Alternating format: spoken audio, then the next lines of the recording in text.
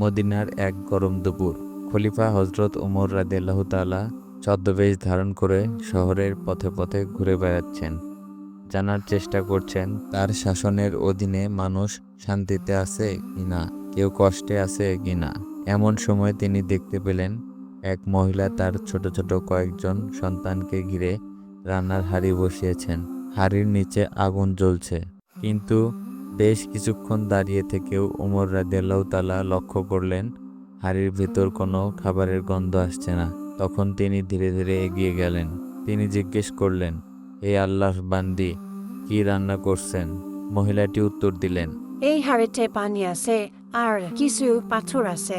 আমি আমার সন্তানদের শান্ত রাখার জন্য এমনটা করছি যাতে তারা মনে করে কিছু রান্না হচ্ছে। তারা ক্ষুধার্ত, বহুদিন ঠিক মতো খায়নি। হযরত উমর রাদিয়াল্লাহু তাআলা এর চোখে পানি চলে এলো। তিনি বললেন, তুমি কি জানো না খলিফা হযরত উমর রাদিয়াল্লাহু তাআলা তোমার দায়িত্বে আছেন? তাকে জানাওনি কেন?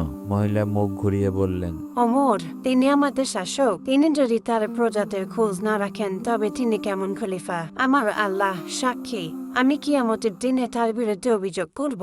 এই কথা শুনে হযরত উমর রাদিয়াল্লাহু তাআলা কেঁপে উঠলেন। তিনি সাথে সাথে ছুটে গেলেন বাইতুল মাল সরকারি খাদ্য গুদামে। নিজ হাতে এক বস্তা আটা, কিছু ঘি, খেজুর এবং অন্যান্য প্রয়োজনীয় খাদ্য সামগ্রী সংগ্রহ করলেন। গুদামের রক্ষী বললেন, হে খলিফা, এই ভারী বস্তা আমি নিয়ে চলি? ওমর রাদিয়াল্লাহু তাআলা তখন বললেন, না, কিয়ামতের দিন তুমি কি আমার বোঝা বহন করবে?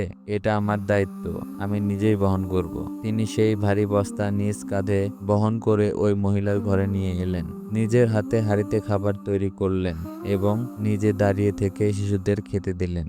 শিশুরা যখন পেট ভরে খেল তখন তার মুখে হাসি ফোটে। মহিলা তখনও জানতেন না এই মানুষটির আসল পরিচয়। এই মানুষটি যে হযরত উমর রাদিয়াল্লাহু তাআলা, তিনি বুঝতেই পারেননি। মহিলাটি আরো বললেন, আল্লাহ যেন উমরকে হেদায়েত দেন। আপনি তো উমরের চেয়েও দয়ালু ও ভালো মানুষ। উমর রাদিয়াল্লাহু তাআলা তখন হাসলেন। কিছুক্ষণ পর তিনি নিজেই পরিচয় দিলেন, আমি উমর ইবনে খাত্তাব, আমি তোমাদের খলিফা। মহিলা অশ্রুসিক্ত হয়ে পড়লেন। তিনি কেঁদে কেঁদে দোয়া করতে লাগলেন, আল্লাহ, আপনি এমন শাসককে চিরজীবী রাখুন। ওমর, আপনি সত্যিই আমানতের যোগ্য।